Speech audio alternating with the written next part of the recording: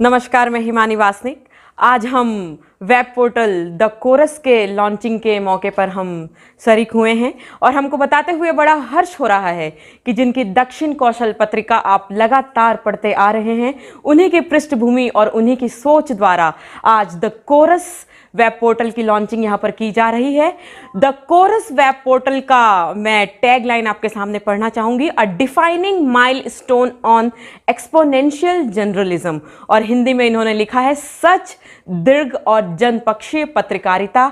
तो हम एक बार उत्तम कुमार जी को बहुत बहुत शुभकामनाएं देते हैं कि जिस प्रकार उन्होंने दक्षिण कौशल में ऐसे वर्ग जहां तक सरकार पहुंच नहीं पाती, उन वर्गों की आवाज़ सरकार सत्ता तक पहुंचाई है, मीडिया तक पहुंचाई है। हम पुनः उनको शुभकामनाएं देते हैं कि द कोरस वेब पोर्टल भी उसी तरह काम करेगा।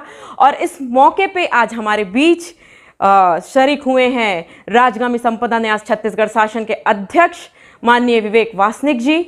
हमारे बीच आज उपस्थित हैं कन्हैयालाल खोबरागड़े जी, जो लगातार एक सामाजिक कार्यकर्ता हैं। हमारे बीच आज उपस्थित हैं ऑप्थेमोलॉजिस्ट डॉक्टर विजय उके जी, जिनके भी लेख आप लगातार पढ़ते रहते हैं। और हमारे बीच आज इस चैनल के लॉन्चिंग के मुख्य अतिथि है स्वर कोकिला श्रीमती कविता वासनिक जी, जिनकी आवाज़ आप लगातार बहुत पुराने समय से आकाशवाणी के माध्यम से आज भी सुनते आ रहे हैं। हम पुनः द कोरस चैनल के संपादक उत्तम कुमार जी को बहुत बहुत बधाई देते हैं, शुभकामनाएं देते हैं। धन्यवाद जी। तो कुमार जी बताइए कि द कोरस क्या सोच के साथ एक नए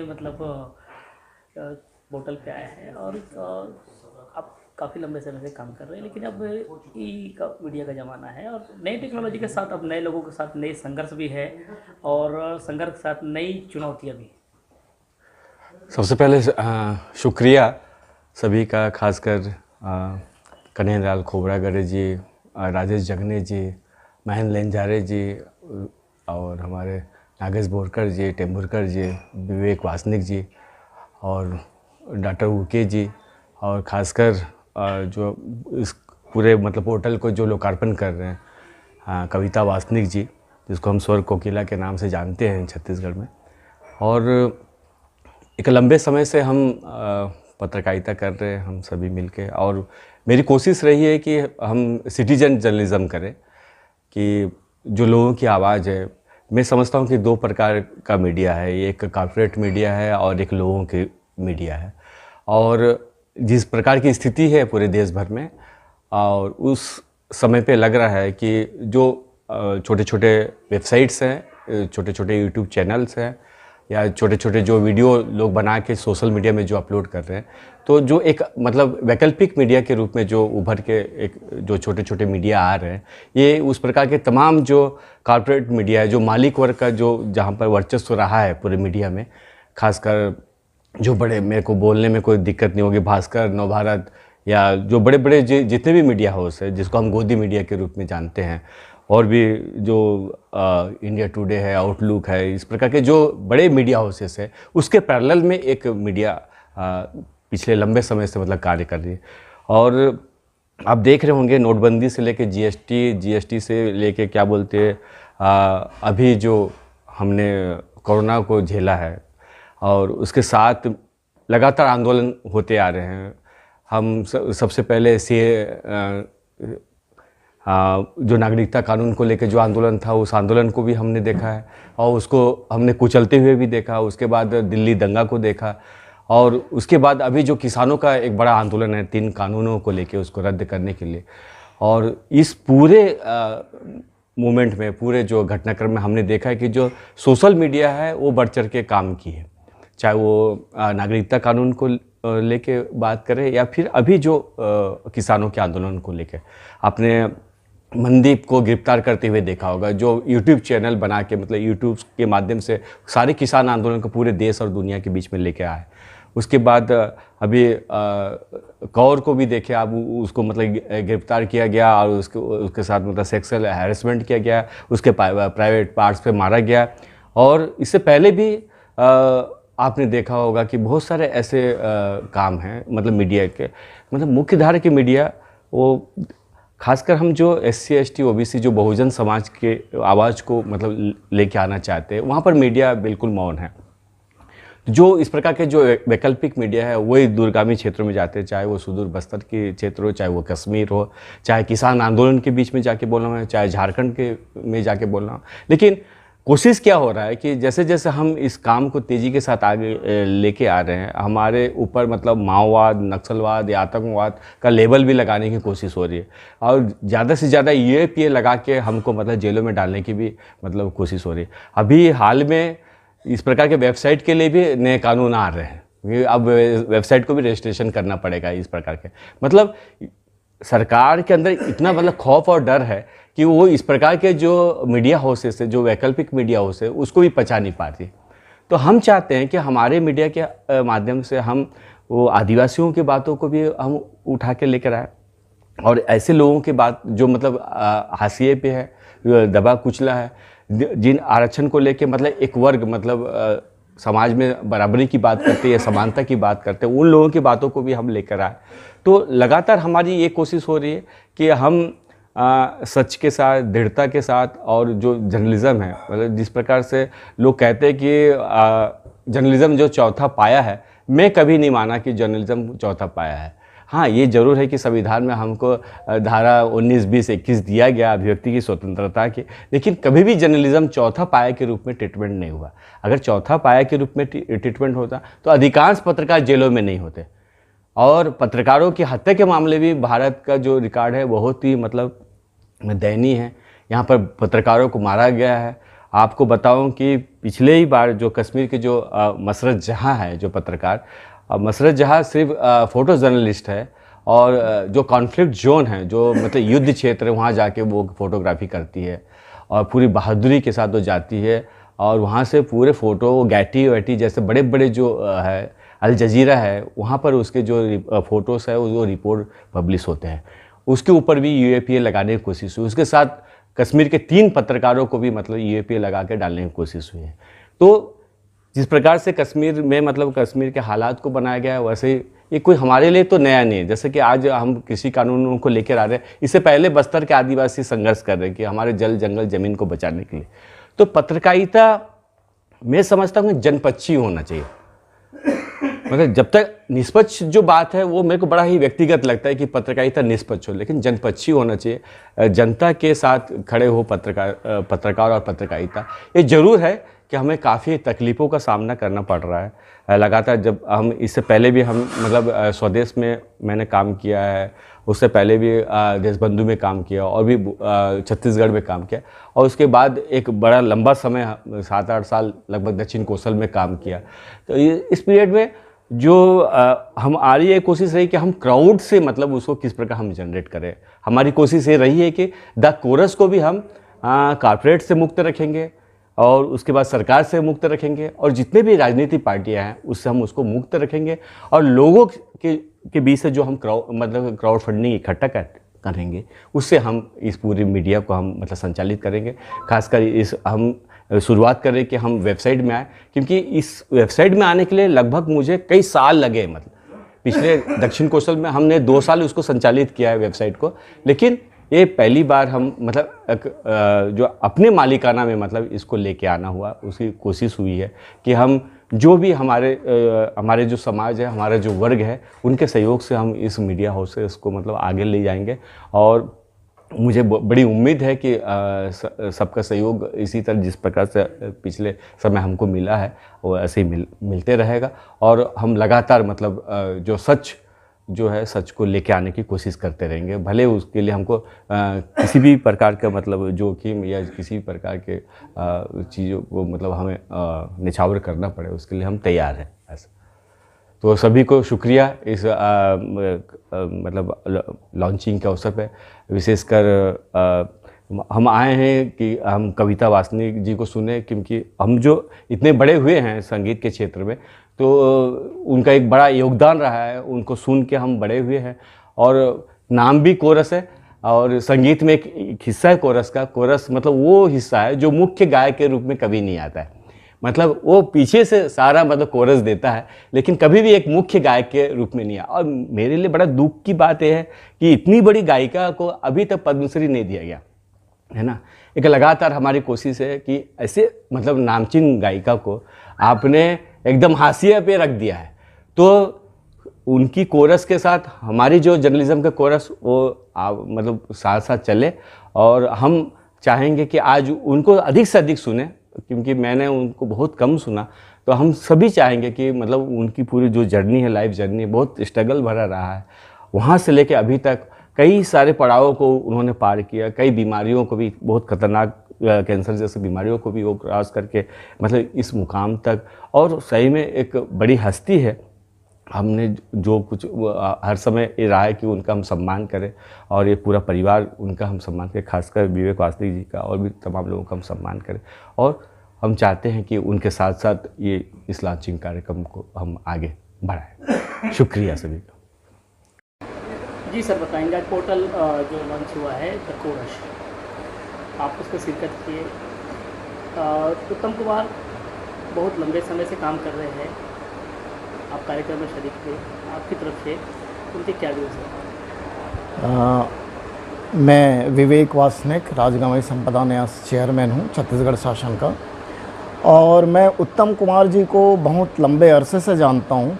और वो दक्षिण कौशल जब पत्रिका निकाल रहे थे तो उसको मैं नियमित, उनका मैं ग्राहक था और उसको पढ़ा करता था। दिल्ली के बहुत से अच्छे प्रोफेसरों के वो इंटरव्यूज़ लेते थे। आज द कोरस इस वेब चैनल का लॉन्चिंग हुआ है यहाँ, और जिस तरह अभी सुनाई देता है पूरे देश में कि गोदी मीडिया हो गया, गोदी मीडिया हो गया है, पर मैंने इनको, उत्तम कुमार जी को, कभी समझौता करते नहीं देखा अपने सिद्धांतों से।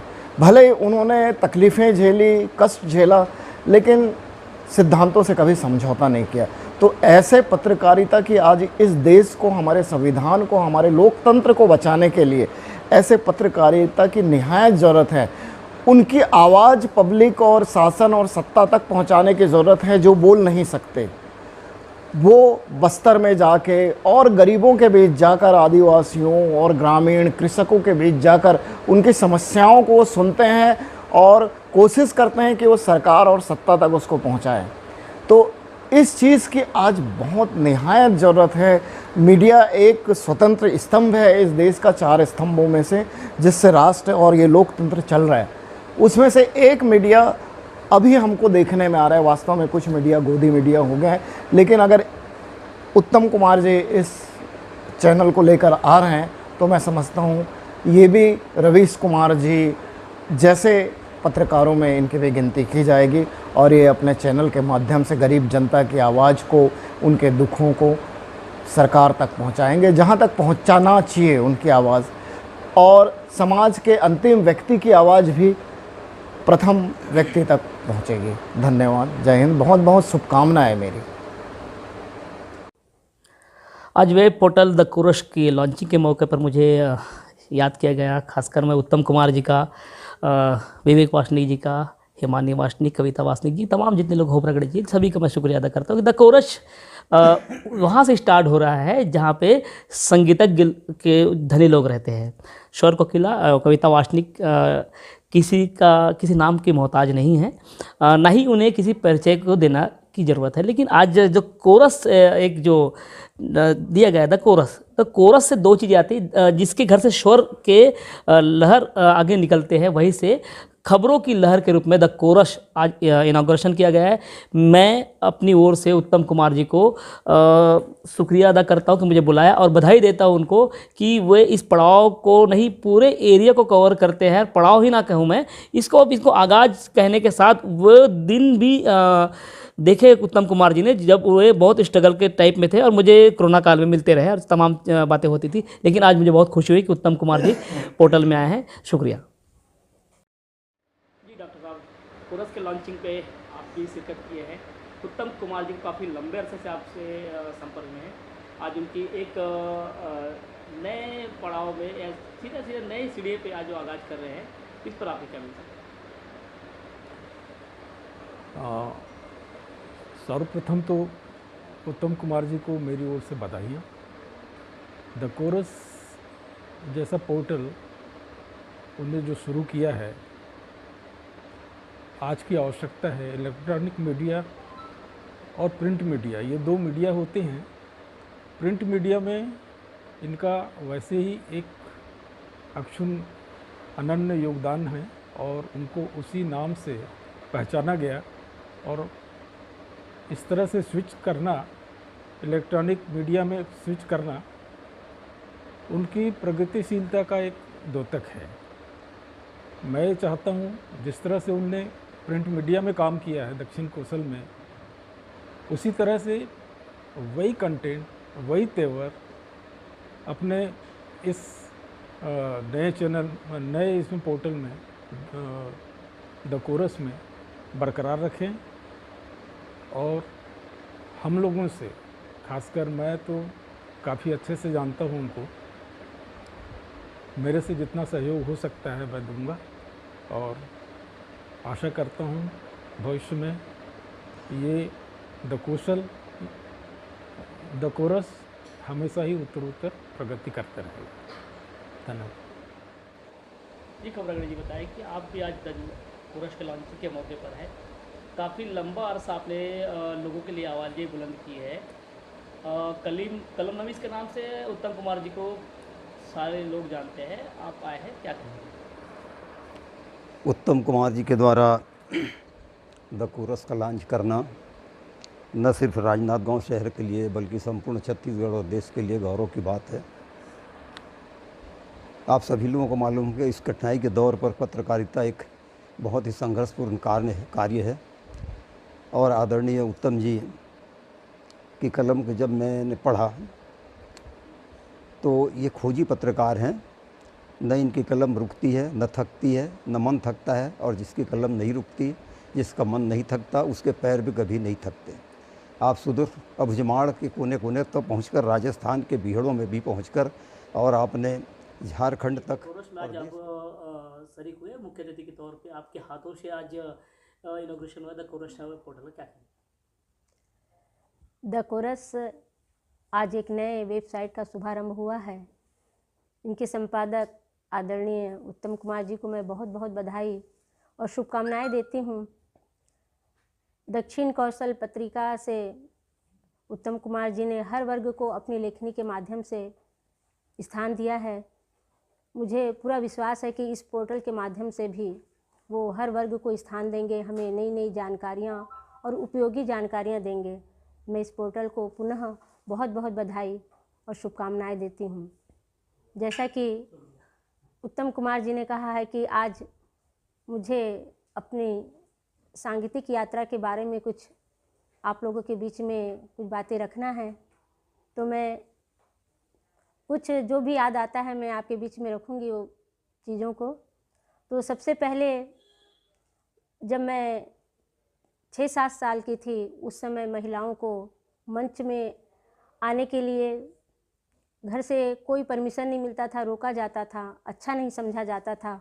उस समय मेरे पिताजी स्वर्गीय रामदास हिरकने जी ने और मेरी माताजी स्वर्गीय शकुंतला हिरकने जी ने मुझे प्रोत्साहित किया, कभी मुझे गायन के लिए कभी नहीं रोका। और मेरी रुचि को देखते हुए मुझे इस यात्रा में उन्होंने दोनों का मुझे बहुत सहयोग मिला। और जब मैं स्कूल में थी वहाँ भी गायन के माध्यम से मेरी जो शिक्षिकाएं थी मुझे बहुत प्रोत्साहित करती थी। और मुझे हर जहाँ भी, चाहे वो खेलकूद के मैदान में हो, चाहे कोई भी मंच हो, वहाँ मुझे बराबर अवसर मिलता था। और इसी अवसर के दौरान मेरी मुलाकात स्वर्गीय श्रद्धेय खुमानलाल जी साहब के संपर्क में मैं आई। वहाँ स्वर्गीय गिरजा कुमार सिन्हा भी जी थे, स्वर्गीय भैयालाल जी हेड़ाऊ, अमरदास गढ़पाले, इन्हीं सबका सानिध्य मुझे मिला। और इन सभी ने मुझे बहुत प्रोत्साहित किया। और अंत में मुझे स्वर्गीय खुमानलाल जी साहब ने, उस समय चंदैनी गोंदा एक छत्तीसगढ़ में एक संगीत की क्रांतिकारी यात्रा शुरू हुई थी, उस समय मुझे ले गए। मैं उस समय करीब 10 साल की थी। बाल कलाकार के रूप में मैंने वहाँ चंदनी गोंदा में काम किया। और वहीं से मेरी जो लोक यात्रा जो है, मैं वहीं से मेरा प्रारंभ हुआ। और अनवरत मैं वहाँ चलती रही। बहुत हर गीतों को, हर गायन को मैंने बहुत बारीकी से सीखा। और बहुत समर्पण की भावना से हम लोगों को बहुत हर इसमें रिहर्सल में हम लोग जब राजनांदगांव में रहते थे तो उस समय कोई साधन नहीं हुआ करता था। आजकल तो आप देखिए 2 व्हीलर मिल जाएगा, 4 व्हीलर मिल जाएगा और मतलब आवागमन के साधन उपलब्ध हैं, लेकिन उस समय आवागमन के साधन भी उपलब्ध नहीं थे। हम अपने घर से पैदल जा रहे हैं बस स्टैंड, वहाँ से फिर जा रहे हैं, दुर्ग उतर रहे हैं, क्योंकि बघेरा में रिहर्सल हुआ करता था चंदनी गोंदा का, तो वहाँ से फिर रिक्शे में बघेरा जाते थे और रिक्शा भी उपलब्ध नहीं होता, तो हम पैदल 4-5 किलोमीटर बघेरा तक पूरा जाते थे और संगीत की पूरा जो भी है रिहर्सल है। और ऐसा नहीं था कि प्रोग्राम आया तो रिहर्सल होगा, वहाँ हर हफ्ते रिहर्सल हम लोग को जाना पड़ता था, तभी हम लोग उस गायन को या जो भी उस प्रहसन है या अभिनय है, जितने भी कलाकार वहाँ जो थे चंदनी गोंदा में, सब उन लोग बारीकियों को सीखने मिलता था। और इस तरह मैंने पढ़ाई भी कभी नहीं छोड़ा कि मैं इस क्षेत्र में आई हूँ तो पढ़ाई छोड़ दूँ। पढ़ाई में भी मैं बहुत अच्छी थी, पढ़ने में भी मैं पार्ट टाइम, संगीत को पार्ट टाइम ही रखा मैंने, लेकिन मेरी पढ़ाई भी मैंने जारी रखा, कभी बंद नहीं किया पढ़ाई, उसके साथ साथ चलते रही। मैं अपनी पढ़ाई में भी हमेशा अपने क्लास में प्रथम आया करती थी। और इसके बाद चंदनी गोंदा के साथ साथ मैंने और सोनहा बिहान है वहाँ ममता चंद्राकर जी के साथ, स्वर्गीय केदार यादव जी के साथ, स्वर्गीय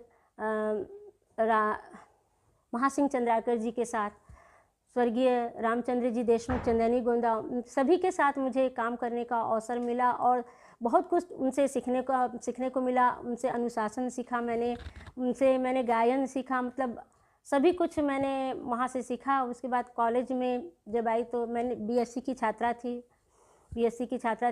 पढ़ाई पूरी करने के बाद मेरा परिचय विवेक वासनिक जी के साथ हुआ, वो भी इस संगीत के क्षेत्र में थे। उसके बाद मैं ग्रेजुएट होने के बाद हमारी शादी हो गई। शादी होने के बाद उसके बाद कुछ ऐसा हुआ कि फिर स्वर्गीय रामचंद्र जी देशमुख जी ने पथरी में चंदनी गोंदा का विसर्जन किया। और उस समय अनुराग धारा भी एक छोटी पार्टी के रूप में चला करती थी, जिसमें सिर्फ गीत संगीत हुआ करता था। वो मुझे और मेरे पति विवेक वासनिक जी को उन्होंने पौधे के रूप में दिया, जो आज भी हम उसको लेकर संजो कर चल रहे हैं। और अभी अनवरत जब तक हम चला सकेंगे अनुराग धारा, आगे हम उसको बढ़ाते रहेंगे, ऐसा हमने संकल्प लिया है। और इसी बीच मुझे 2008 में कैंसर जैसी बीमारी ने घेर लिया था, लेकिन मेरा परिवार मेरे साथ था। मेरे छत्तीसगढ़ के सारे जितने भी लोग हैं, छत्तीसगढ़ की जनता मेरे साथ थी। उन्होंने बहुत मेरे लिए पूजा पाठ बहुत बताते थे कि ऐसी मतलब कविता दीदी को कुछ नहीं होना चाहिए, पूजा पाठ भी करवाते थे। और सभी के आशीर्वाद से मैं आज आप लोगों के बीच में हूँ। इसके साथ साथ मैं आज भारतीय स्टेट बैंक में अधिकारी के पद पर कार्यरत हूँ। मेरे पूरे परिवार का, मेरे बच्चों ने भी कभी, मेरे सास ससुर, मेरे बच्चों ने कभी मुझे इस क्षेत्र में कभी रोका टोका नहीं कि आप गायन के माध्यम से नहीं आएंगी। और आप सभी लोगों के आशीर्वाद से जो भी मुझे गीत गाने के मिले, स्वर्गीय रामचंद्र जी देशमुख, स्वर्गीय खुमान लाल जी साहब, स्वर्गीय गीतकार लक्ष्मण मस्तूरिया जी के गीतों को गाकर उन्होंने मुझे अवसर प्रदान किया। और उनके गीतों के माध्यम से ही आज मैं आप लोगों के बीच में इतनी ऊंचाइयों को छूकर हूँ। आप लोग मुझे सुनते हैं, पसंद करते हैं, मैं आप लोगों की बहुत बहुत आभारी हूँ।